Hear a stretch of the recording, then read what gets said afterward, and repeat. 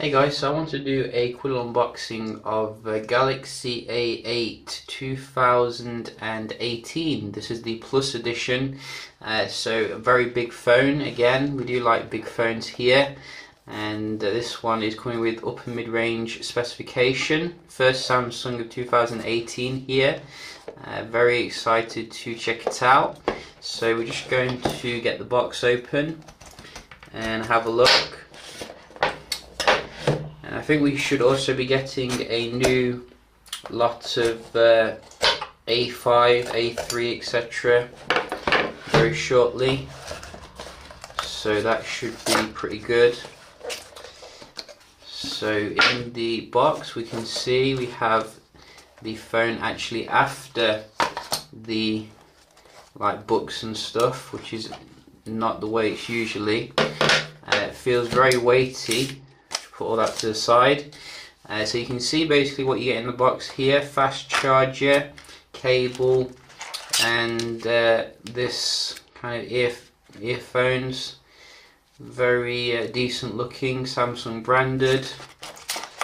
So they are giving you some stuff here. You're also getting your books and stuff, as you can see. And it looks like a case is embedded into this, which should help protect it, because it's going to be a glass affair, I'm guessing. We'll put that to the side, and let's see what this looks like. Wow, so you can see new design here when it comes to the fingerprint scanner. It's in a good place. Because before obviously it was on like an offside kind of position, and that was weird, but they fixed like the main kind of bugbear I have with Samsung phones, which is nice. This is actually coming in with a little bit similar build to the last one actually. Let's just unpeel it here. It doesn't feel too different really. Let's just get the sticker off. There we go. So it's like a kind of shiny glass construction here. It feels very strong and durable, but you know, it could still break if you start putting a knife to it or something. And that is the front. So you can see very minimal bezel here. I think Samsung is ahead when it comes to the bezel ratio compared to Sony. When it comes to the mid-range premium handset. So props where props is due. And we're going to boot it up here.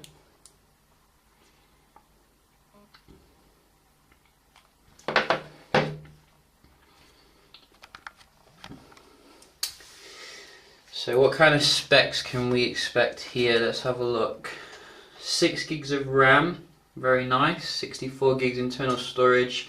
Full HD Plus Super AMOLED display, and 4G LTE, which is what we would expect. IP68, so waterproof, and I think a dual camera as well, according to this kind of spiel.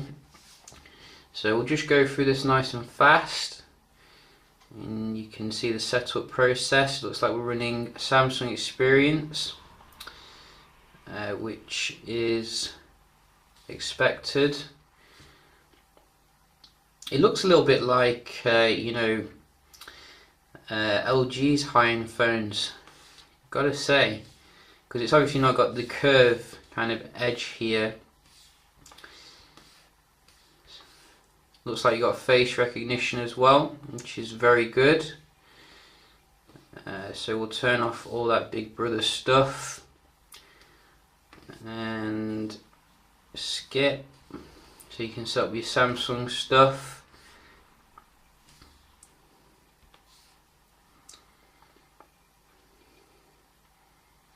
And we're in. So this is the so you can see this is the actual display here, very big and juicy.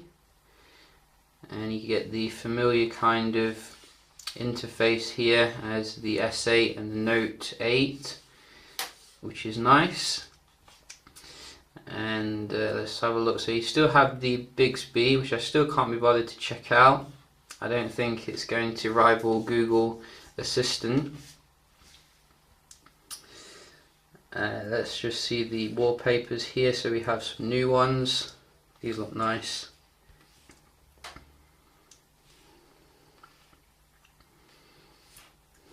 There you go, very blue that one. I think I'm going to go with the similar one to last year, but this year's flavour. So that will be this one. And the motion effect. So let's have a look at the Android, what we're running. Is it Oreo? Hopefully it is, because A series phones take ages to be updated in my experience. So where is the software? Let's have a look. 7.1.1, very disappointing. But the Samsung Experience 8.5. So, you know, maybe there's an update. I've not connected it to the network yet. We will check for that, but it would be nice if it just came on. Can you change the display resolution? Let's have a look. That would be pretty nice. So I can't, it's not jumping out at me, because you can do that on the bigger phones. You got your screen mode, which is quite good. In fact, we've had that for ages. Blue light filter. And what else do we have? So device maintenance. Looks very nice. Let's have a look at the camera as well. So as I said, on the box it looks like it's like a dual camera, which could be pretty good. Let's just get another phone here. Samsung's arch enemy.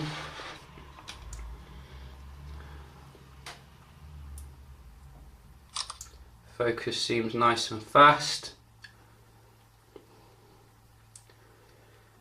And it seems to be pretty sharp here. I mean, the A series cameras have been decent, but nothing special.